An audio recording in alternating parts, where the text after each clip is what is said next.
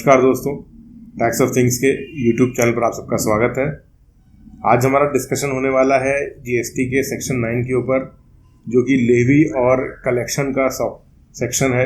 ये सेक्शन बताता है कि जीएसटी किस तरीके से लगाई जाएगी, कलेक्ट करी जाएगी।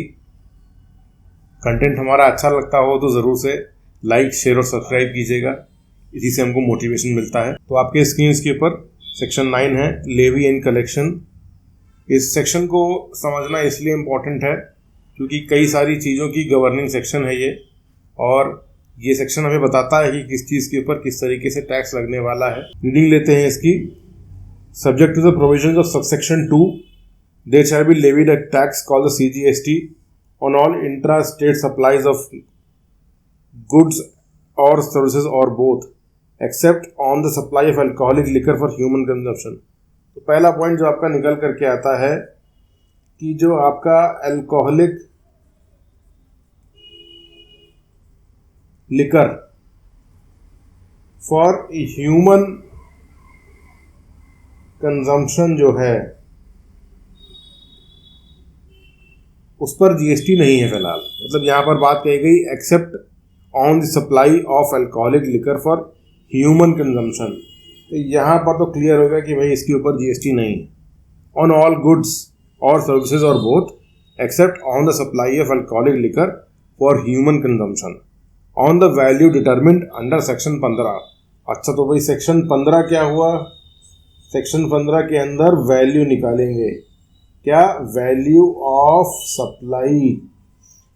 ये हम आगे पढ़ेंगे कि वैल्यू ऑफ सप्लाई क्या है, सेक्शन 15 क्या है, तो हम डील करेंगे। And at such rates not exceeding 20%।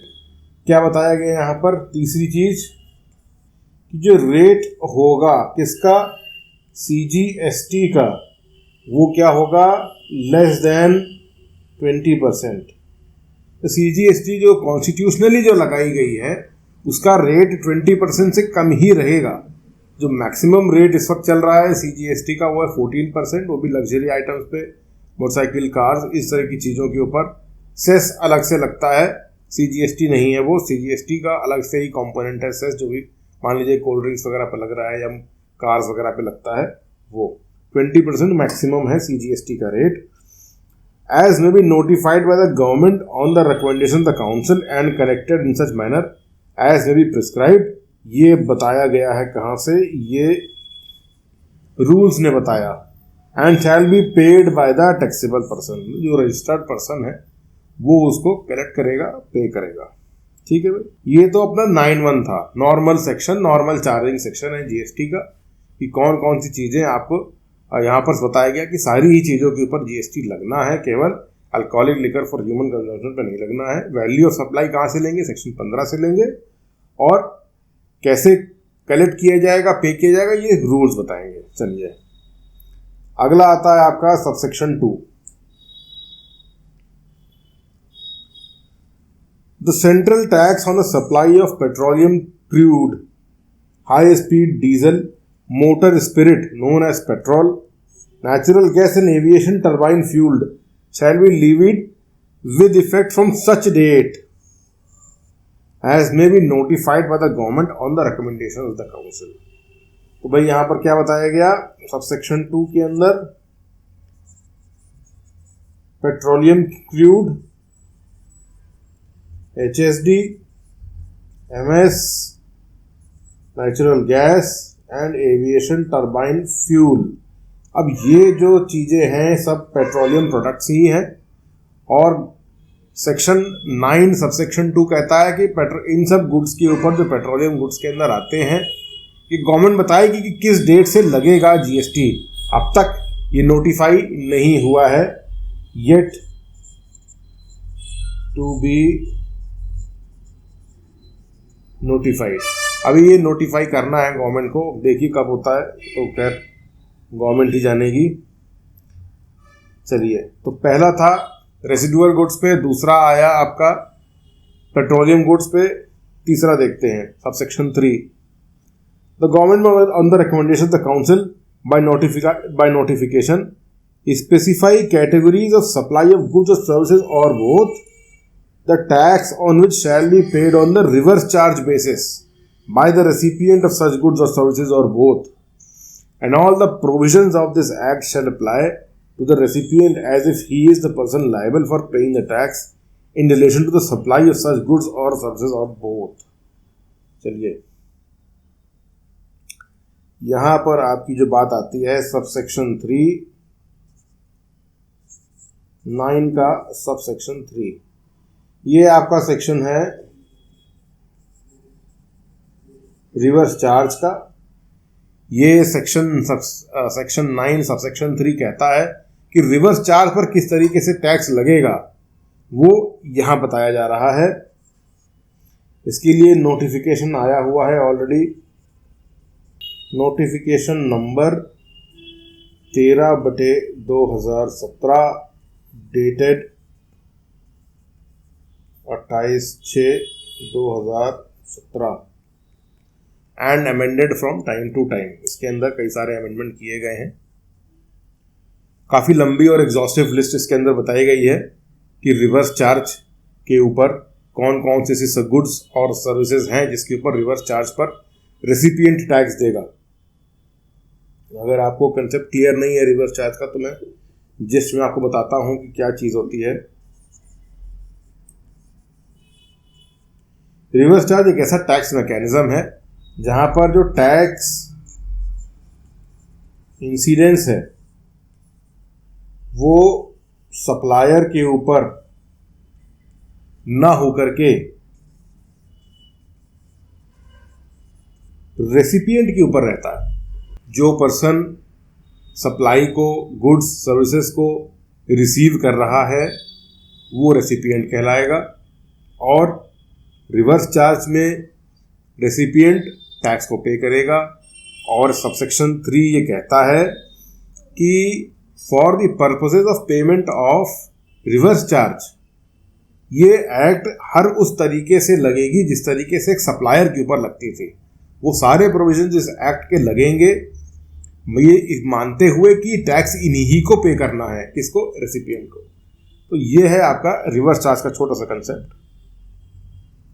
अब आता है आपका subsection 4, the government may on the recommendation of the council by notification specify A class of registered person, point number 1, who shall in respect of supply a specified category of goods or services or both received from an unregistered supplier pay the tax on reverse charge basis as a recipient of supply of goods or services or both and all the provisions। आगे की वही सारी बातें हैं। तो यहाँ पर ये बताया गया आपके सब सेक्शन 4 के अंदर आपका 9 सबसेक्शन 4 क्या कहता है कि गवर्नमेंट एक क्लास ऑफ रजिस्टर्ड पर्सन्स बताएगी, क्लास ऑफ रजिस्टर्ड पर्सन बताएगी जो कि again specified category of goods services और बोथ जब ये रिसीव करेंगे, क्लास ऑफ रजिस्टर्ड पर्सन्स जब स्पेसिफाइड कैटेगरी ऑफ गुड्स और सर्विसेज और बोथ ये रिसीव करेंगे किससे, अनरजिस्टर्ड सप्लायर से, तो ये उस पर रिवर्स चार्ज पर टैक्स पेमेंट करेंगे। तो कौन से ऐसे गुड्स हैं जो सेक्शन 9(4) के अंदर नोटिफाइड हैं? वो है आपके cashew nuts, beedi wrapper leaves, tobacco leaves, supply of lottery, silk yarn, used vehicles, seized and confiscated goods, old and used goods, waste and scrap, raw cotton etcetera.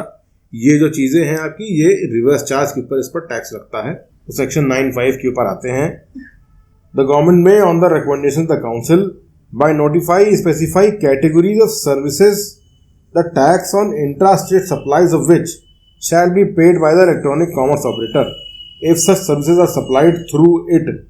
ठीक है, 9(5) के अंदर आपका आता है इलेक्ट्रॉनिक कॉमर्स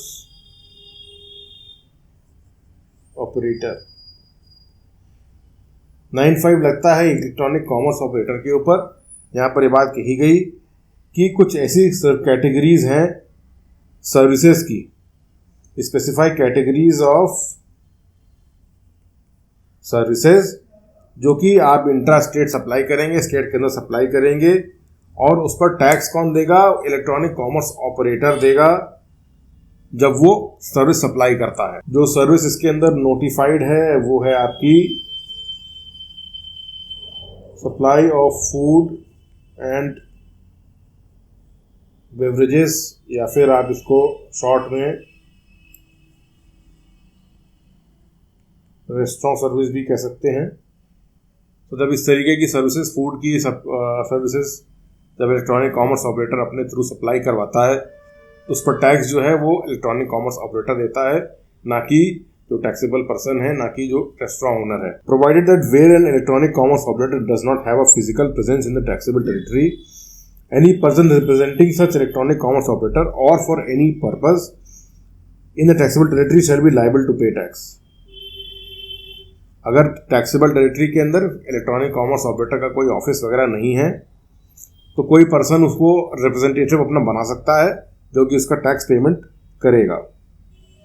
अगर उसका फिजिकल प्रेजेंस भी नहीं है और कोई रिप्रेजेंटेटिव भी नहीं है इलेक्ट्रॉनिक कॉमर्स ऑपरेटर का उस टैक्सेबल टेरिटरी के अंदर, तो यहाँ पे कहा गया कि वो पर्सन अपॉइंट करेगा only and only for the purpose of payment of tax and such person shall be liable to pay tax. तो ये हमारा आज का डिस्कशन था सेक्शन 9 के ऊपर। अगला डिस्कशन हमारा कंपोजिशन लेवी के ऊपर होगा, सेक्शन 10 के ऊपर, and so fourth and so on. हम सारे जीएसटी के सेक्शंस को डिस्कस करेंगे आपसे। उम्मीद करता हूँ कि आज का सेशन फ्रूटफुल रहा होगा। मिलते हैं अपने अगले वीडियो में, तब तक के लिए नमस्कार।